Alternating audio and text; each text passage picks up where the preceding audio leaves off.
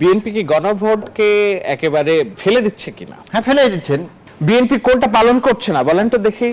I can give you challenge যে আপনি সেদিন সংস্কার কমিশন থেকে বের হয়ে 12 তারিখের আগ পর্যন্ত একদিনের কথা বিএনপি বলছে। আমার জুলাই জাতীয় সনদ তো আমার বিষয় না, না, আপনি অর্ডারটাকে, যে অর্ডার এবং অর্ডিন্যান্স, আমি আপনাকে সেটা তো আপনি প্লেসই করতেছেন না সংসদে। আমাকে কোথায় ঝামেলাটা কোথায় আমি আসলে বুঝতে চাচ্ছি, ঝামেলাটা কোথায়? শাহরিয়ার ভাই আমাকে একটু হেল্প করেন তো, মানে কোথায় কোনটা পালিত হচ্ছে না বলেন, আমি আপনার সাথে ওপেন বিতর্ক করছি। বিএনপি কোনটা পালন করছে না বলেন তো দেখি। এবার আপনি বলুন, কনস্টিটিউশনের 93 তে বলা আছে যতগুলো অর্ডিন্যান্স পাস হবে সেই অর্ডিন্যান্স গুলোকে 30 দিনের মধ্যে আপনাকে অ্যাক্টে পূরণ করতে। হ্যাঁ, অর্ডিন্যান্স নট অর্ডার। আর আগে শেষ করি। হ্যাঁ, অর্ডার আর অর্ডিন্যান্স। আচ্ছা, এবার আরো আসেন, খালি অর্ডিন্যান্স না, এক্সিকিউটিভ অর্ডার এক তো আর পাস হবে না ওই সময়, এক তো আর পাস হবে না। সো অ্যাক্টের আবার ডেফিনেশনে যা দেখেন, অর্ডার এবং অর্ডিন্যান্স দুটাই দেওয়া আছে। 152 তে কি দেওয়া আছে? অর্ডার এবং অর্ডিন্যান্স দুইটাই দেওয়া আছে। ওইটাই তো সালাউদ্দিন আহমেদ বলেছেন যে এটি না ঘোড়া না গাধা, এরকম করে একটা জিনিস চাপিয়ে দেওয়া আছে। উনি স্পষ্ট বলেছেন যে রাষ্ট্রপতিকে জিজ্ঞাসা করেছিলাম আপনি কি আদেশ জারি করতে পারেন, রাষ্ট্রপতি কোনো আদেশ জারি করতে পারেন না। তিনি বলছেন আমি তো পারি না, আমাকে পারাচ্ছে, রাজহংসীকে জোর করে সোনার ডিম পাড়ানোর মতো। স্পষ্ট কথা উনি লিখেছেন। এখন আমরা তো জানি কোন প্রেক্ষাপটে এই আদেশটা জারি করা হয়েছে। রাজহংসী আবার বলছে কিন্তু বিএনপি আমাকে রাখছে, কেউ রাখতে চায়নি। জনগণের সামনে তারা এই আদেশ বাস্তবায়ন করবে বলে জনগণের সামনে ওয়াদাবদ্ধ করেছে। তারপরেও যখন গোটা ধরা হইল না, এটাকে আইনি ভিত্তি দিতে হবে, তা আইনি ভিত্তি দেওয়ার জন্য কি কোনো রাস্তা খুঁজে পাওয়া যাচ্ছে না? ঠিক আছে, রাষ্ট্রপতি জনগণের অভিপ্রায়ে একটা শাহেদ আলম, তখন কি বিএনপি কৌশলের আশ্রয় নিয়েছিল? গণভোট কেন্দ্রিক আমরা যদি বিতর্ক এখন দেখছি যেগুলো, সেগুলোর মীমাংসা আগে কেন হলো না? বিএনপি কি গণভোটকে একেবারে ফেলে দিচ্ছে কিনা? হ্যাঁ, ফেলে দিচ্ছেন।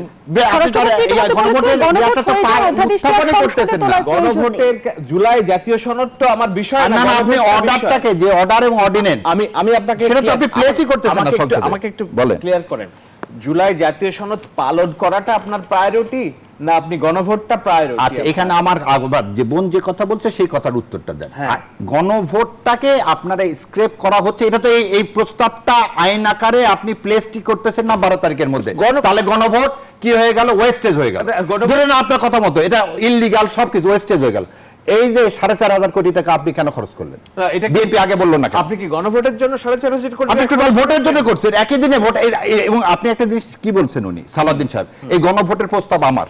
হ্যাঁ, তাহলে গণভোটের প্রস্তাব যদি আপনার হয়ে থাকে, তাহলে আপনি পরে বললেন না কেন যে গণভোট আমি যেভাবে প্রস্তাব দিচ্ছি সেভাবে গণভোট হচ্ছে না? I can give you challenge যে আপনি সেদিন সংস্কার কমিশন থেকে বের হয়ে 12 তারিখের আগ পর্যন্ত একদিনের কথা বিএনপি বলছে। আমাদের একটু বোঝার ঘাটতি আছে। বিষয়টা হলো যে গণভোটের রায় তো বাতিল হচ্ছে না, বাতিল হয়ে যাচ্ছে 12 তারিখের মধ্যে। আপনি তো এটা প্লেসই করতেছেন না। আপনারা চাচ্ছেন যে এইটাকে, যেটা আদেশ আছে সেই আদেশটাকে পার্লামেন্টে রেটিফাই করার জন্য বলছেন, তাই তো? মানে এটাকে সংসদে তুলে এটা আইন করার জন্য আইন হয়ে যাবে।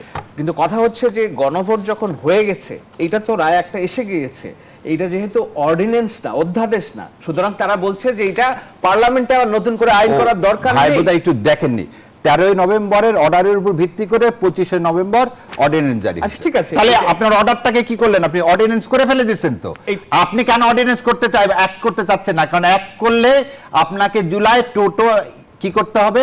পালন করতে হবে। আপনি এখন বলতেছেন কি 74টা ছাড়া বাকিগুলো কিছুই করব না। তাহলে আপনি এখন 133টার মধ্যে 74টা মাত্র করবেন। এই ধোঁকাবাজি কেন? জামায়াতে ইসলাম কেন তখন জামায়াতে ইসলাম করে নাই যে না এটা অর্ডিন্যান্স বলতেছে? না, জামায়াতে ইসলাম তো বলতেছে রে ভাই, অর্ডিন্যান্স তো করলেন আপনি। জামায়াতে ইসলামের জেডের চোতেই তো করলেন। জামায়াতে ইসলাম সেদিন তো বলছে যে এটা না করলে আমি কিন্তু ব্যারিস্টার শরিয়ার কবির, গণভোটে আমরা যে 4টি প্রসঙ্গ যুক্ত করে যে প্রশ্ন দেখেছি, সেটি সকল বিতর্কের মূল কিনা?